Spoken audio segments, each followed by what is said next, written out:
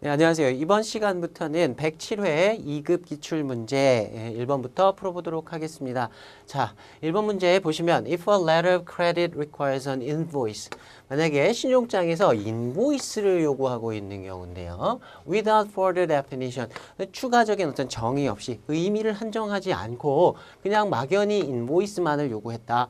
자, which of the following can be considered discrepancy 다음 중에 어떤 게 discrepancy 불일치로 간주될 수 있는가 물어보는 문제죠. 자, 기본적으로 인보이스에 대한 설명들은 이 UCP의 내용들을 간단하게 한번 살펴보면요.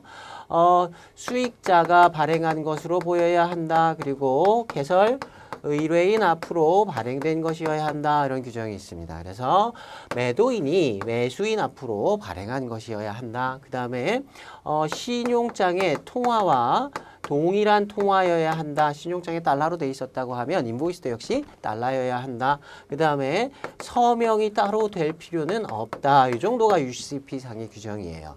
그 다음에 나머지 내용들은 또 우리가 ISBP상에서 좀 확인을 해볼 수 있을 텐데 그런 내용까지 좀 같이 1번 문제에서 살펴봐야 되는 그런 문제입니다. 조금 구체적인 부분에 대해서 묻고 있는 난이도는 조금 있는 문제라고 보시면 됩니다. 자, 1번에 Presentation of document identified as a tax invoice 세금 인보이스, 세금 영수증이라고 확인이 되는 서류의 제시. 자, 일반적으로는요, 그냥 인보이스라고 하면 그 제목은 한정되지가 않습니다. 그냥 아무런 인보이스나 제출해도 됩니다. 예외가 두 가지 있는데 그건 조금 이따 얘기하도록 하고요. 그래서 텍스 인보이스라고 돼 있어도 그게 문제는 안 됩니다. 자, 2번에 an invoice which is not signed 서명되지 않은 인보이스.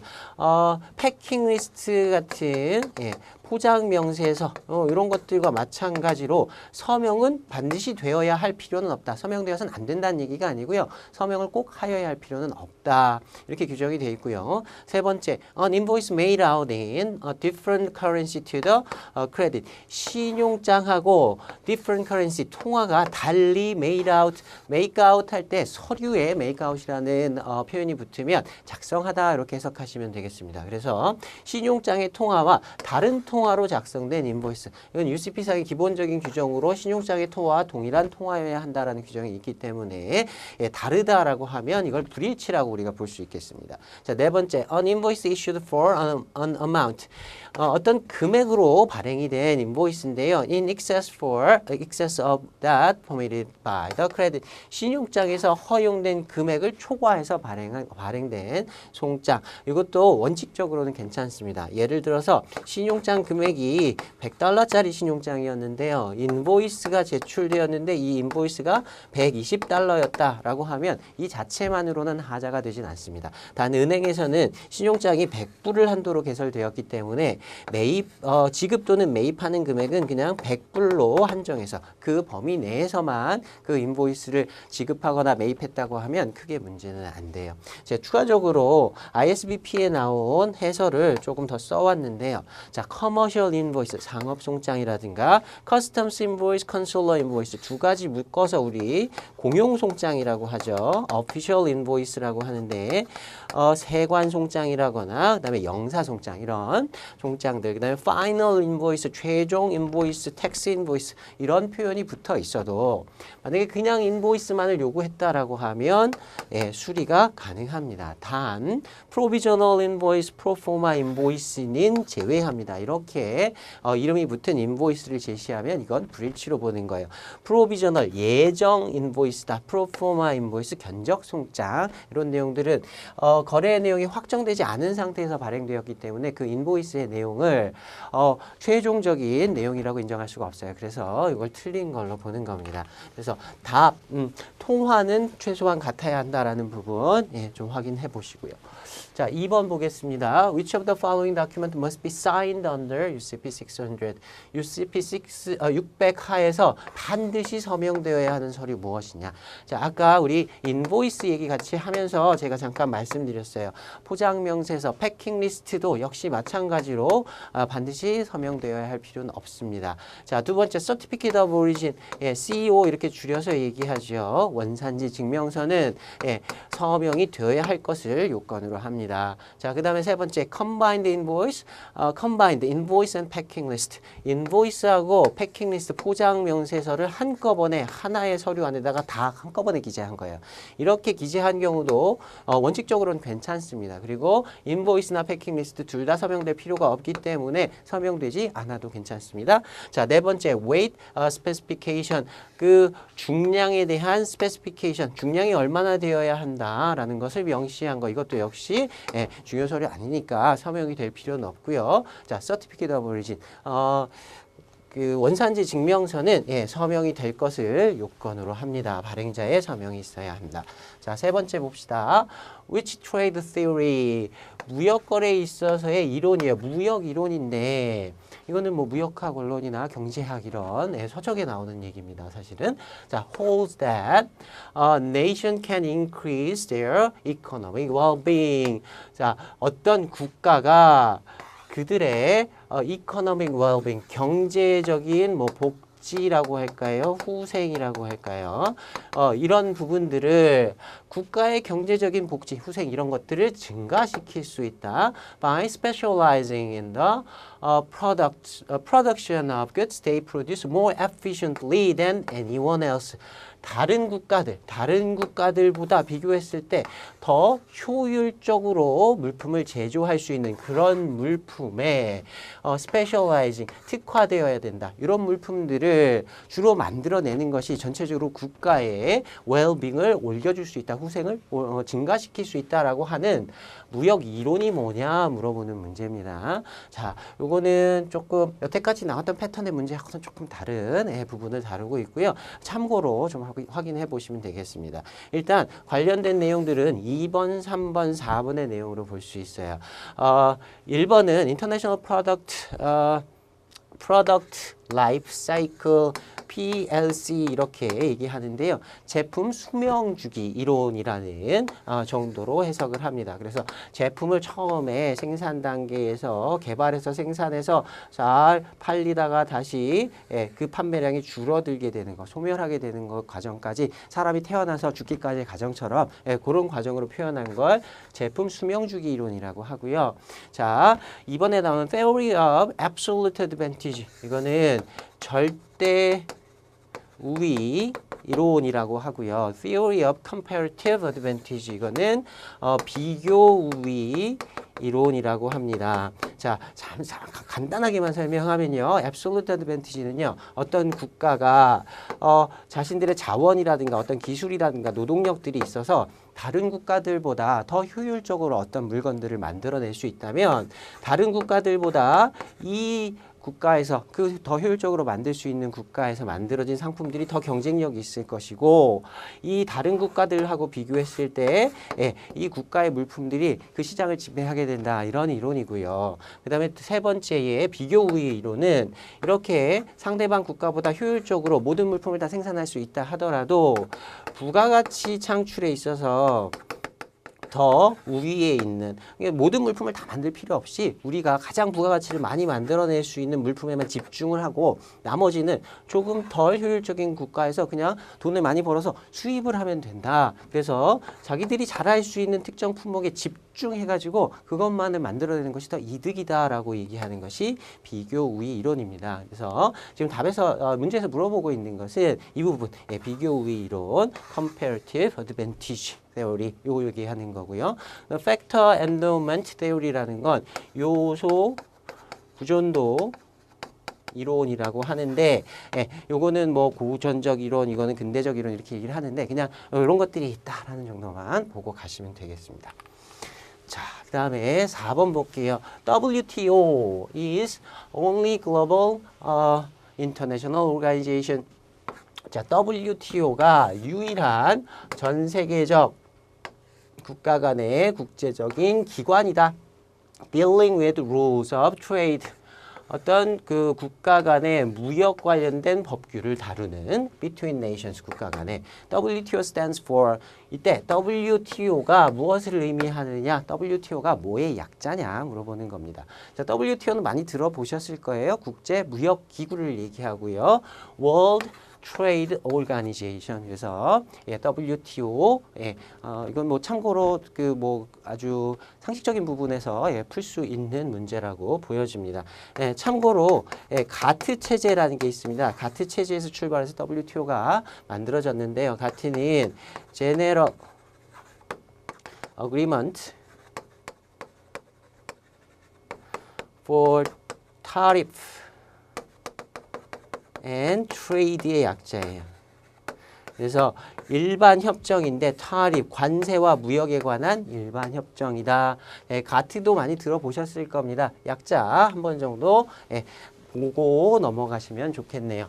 자, 5번 보겠습니다. Which is wrong in the explanation of CIP? CIP를 설명한 것 중에 옳지 않은 것 찾는 겁니다. 자, this term. 자, 이 용어는 is broadly similar to CPT term. 넓게 봤을 때, 포괄적으로 봤을 때 CPT 조건과 유사하다. 자, with the exception that. 자, 요것만 예외로 하고요. CPT랑 아주 비슷한데 이런 점에서 차이가 있다는 겁니다. The seller is required to obtain insurance. 매도인에게 보험을 얻을 것을 보험 후보가 요구된다. For the goods while in transit. 운송 중에 있는 그 물품에 대해서 운송 중 위험을 대비한 보험 후보를 매도인에게 요구하고 있다. 자, 다음에 보시면 CIP requires the seller to insure the goods. 물품에 대해서 보험 부보할 것을 매도인에게 부보할 것을 CIP가 요구하는데 for 110% of contract value.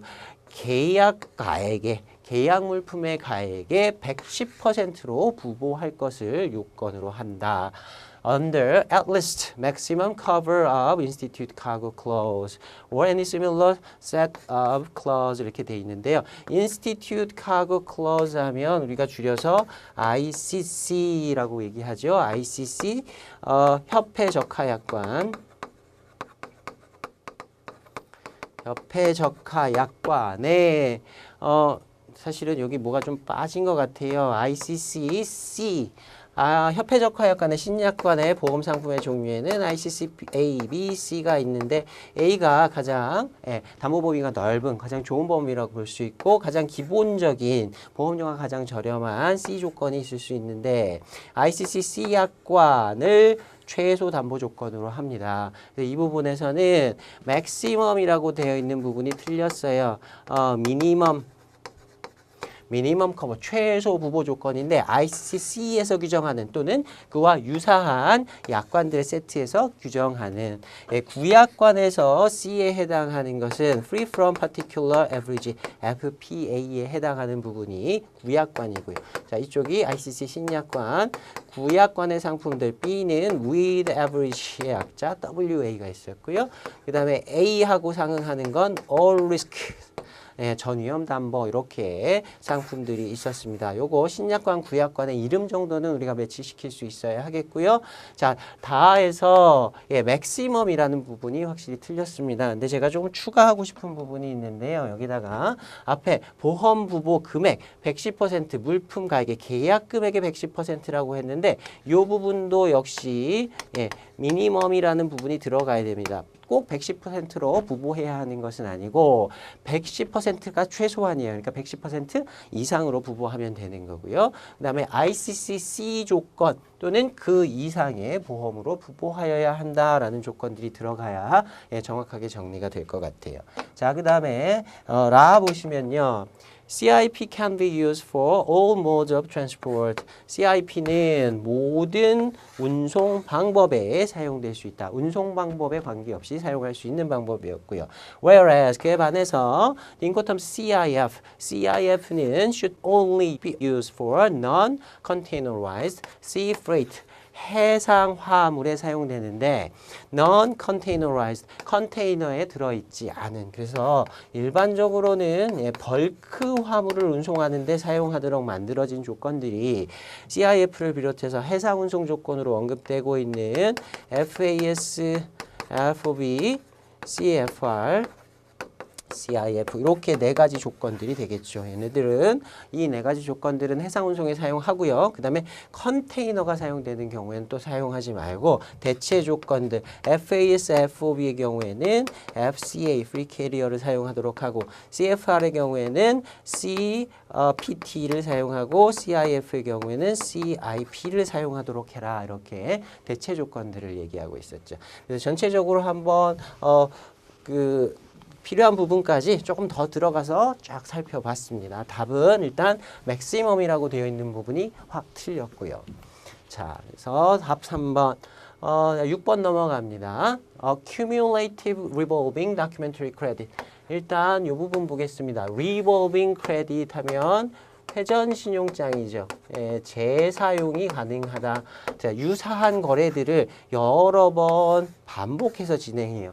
그럴 때마다 새로운 LC 신용장을 계속 개설하는 것이 아니라 하나의 LC 신용장을 여러 번 반복적으로 사용할 수 있도록 만들어 놓은 거죠. 그래서 일정 기간이나 어떤 조건이 충족되고 나면 이 신용장의 금액이 다시 되살아나는 거예요. 그래서 한 번 또 사용하고 그 다음에 또 조건이 충족되면 또 살아나고 그래서 여러 번 반복적으로 사용할 수 있는 이런 신용장인데 자, 이 회전 신용장의 종류에 두 가지가 있습니다. Cumulative 하고요. Non-cumulative. Cumulative 하면은 누적적인, 쌓여가는 이런 뜻이에요. 그래서 누적적 방식이 있을 수 있고 non-cumulative, 비누적적 회전 신용장이 있을 수 있습니다.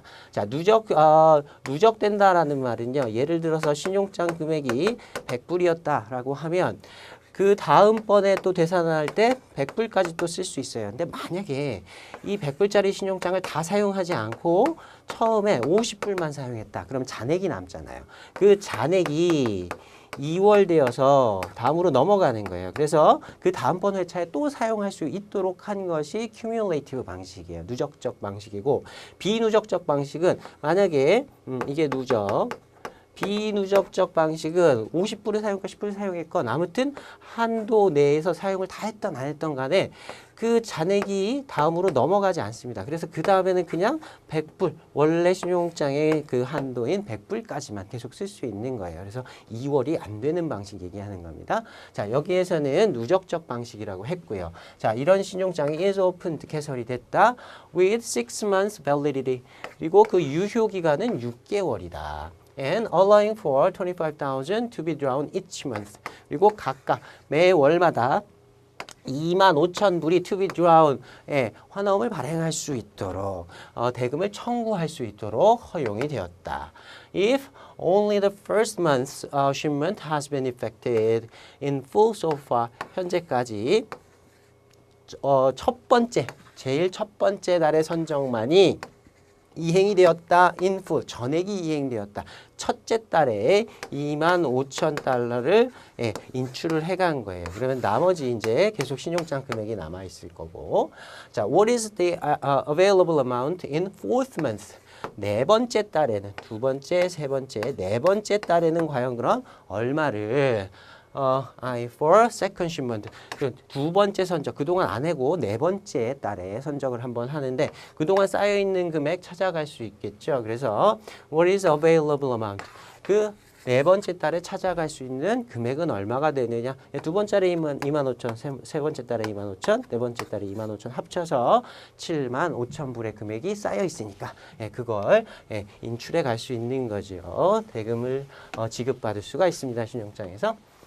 자, 그 다음에 7번 문제 볼게요.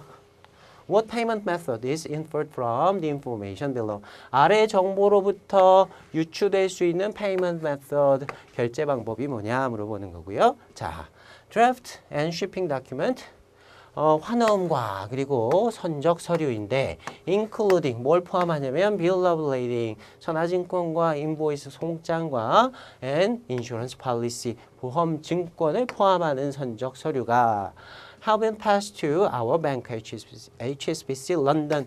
우리 은행으로 have been passed, 전달이 되었다. 런던에 있는 HSBC 은행에 전달을 했다라는 거예요. And the document will be forwarded to Seoul Bank for your payment. 돼 있습니다. 이 서류들이 서울은행으로 송부가 될 거다. 은행 간의 서류를 송부하는데 그 목적은 your payment, 당신의 결제를 위해서 매수인에게 직접 결제하라고 서류를 건네주는 방식, 추심 방식이고요. 추심 방식 중에서도 결제, 대금을 결제해야만 서류를 받을 수 있는 방식, document against payment. 이제 1번 답 찾아주시면 되겠죠. 자, CAD나 COD 같은 경우에는 동시지급 방식이에요. 다 매수인이 대금 지급을 하긴 하지만 CAD의 경우에는 서류를 통해서 대금 지급을 받는데 매도인이 매수인에게 은행이 아니라 직접 서류를 송부하게 되고 매수인도 매도인에게 은행을 통해서 송금만을 해줄 뿐이죠. 자, COD는 물품을 건네주고 나서 대금을 송금받는 방식이니까 올 수가 없고요. DA의 경우에는 payment가 아니라 document against acceptance, 인수가 있는데 환원을 인수하는 때 서류를 건네주게 되니까 정답은 1번이 되는 겁니다. 자, 그 다음에 8번 볼게요. What type of bank is this? 자, this는 어떤 은행이냐? 은행의 종류 물어보는 건데요. In letter of credit arrangement, 신용장의 약정, 신용장의 거래 내용 물어보는 겁니다. 신용장의 계약 내용에서 this, 이것은 이 은행은 often but not always the issuing bank, 자주, 대부분 그렇지만 언제나 개설은행인 것은 아니다.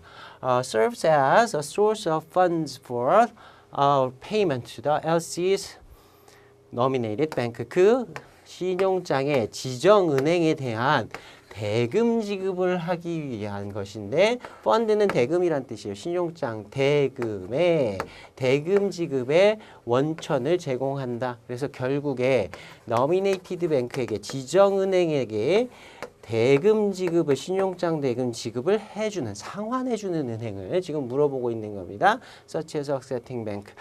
이게 nominated bank인데 지정은행인데 인수은행 같은 지정은행에 대금을 지급해주는 은행. 이거 우리가 reimbursing bank라고 불렀습니다. 자, 원칙적으로는 개설은행이나 확인은행이 이 지정은행이 수익자에게 지급할 신용장 대금을 상환해줘야 돼요. 갚아줘야 되는데 개설은행과 지정은행 사이에 환거래 관계가 없어요. 둘이 거래 관계가 없는 경우에 중간에 은행 하나를 더 끼게 됩니다. 그런 은행을 우리가 reimbursing bank라고 부릅니다. 상환은행이라고 부르고 이 상환은행의 역할은 개설은행으로부터 돈을 받아서 이 돈을 nominated bank에 요청이 있는 때에 상환해주는 이런 역할만 하게 되는 거예요. 이 은행은 reimbursing bank는 개설은행과도 거래관계가 있고 nominated bank하고 거래관계가 있기 때문에 중간에서 이렇게 연결을 해줄 수 있는 이런 은행을 의미합니다. 그래서 그런 대금 지급을 개설은행이 하지만 항상 그런 것은 아니고 이렇게 상환은행이 있을 수 있다. 이 상황 가지고 문제를 만들어 놓은 그런 거였습니다. 자, 1번의 reimbursing bank 다시 한번 확인해 주시고요. 이거 몰랐다고 하더라도 지정은행에다 상환하는 은행이 지정은행이나 negotiating bank, 매입은행이나 paying bank, 지급은행 전부 다 지정은행의 한 종류니까 나머지는 답이 될 수가 없지요. 자, 그 다음에 9번 보겠습니다. What does below represent? 아래가 나타내는 것. The weight of packing and containers. 어떤 포장과 컨테이너의 weight, 무게를 말하는데 without the goods to be shipped. 선적될 물품을 제외하고, 그러니까 물품이 없는 바깥 무게, 포장 무게, 컨테이너의 무게만 얘기할 때 그 중량을 뭐라고 하느냐. 자, this is used to simplify the process of weighing something. weighing 하면 무언가의 무게를 재다죠. 무언가의 무게를 재는 그 과정을 단순화하기 위해서 사용이 된다. That needs to be in a container. 컨테이너에 적입하기 위한 물품의 무게를 재는 걸 단순화하기 위해 사용한다. 뒷부분은 그냥 참고로 보면 크게 신경 안 쓰셔도 될 것 같고요. 앞에 단어만 가지고 보면 컨테이너 자체의 무게. 그러니까 만약에 컨테이너가 30톤까지 하나가 선적이 허용되었다라고 하면 컨테이너 자체 무게에다가 즉 안에 실릴 내용물 합쳐가지고 30톤을 만들어야죠. 안 그러면 내용물만 30톤을 다 실어버리면 컨테이너 무게도 있기 때문에 자체 무게도 있기 때문에 전체 허용 무게를 초과할 수도 있습니다. 자, 보통 우리 FEU라고 하는 40 feet equivalent unit 40피트짜리 컨테이너가 컨테이너 자체 무게만 한 3톤 이상 나간다 그래요. 그러니까 꽤 무겁습니다.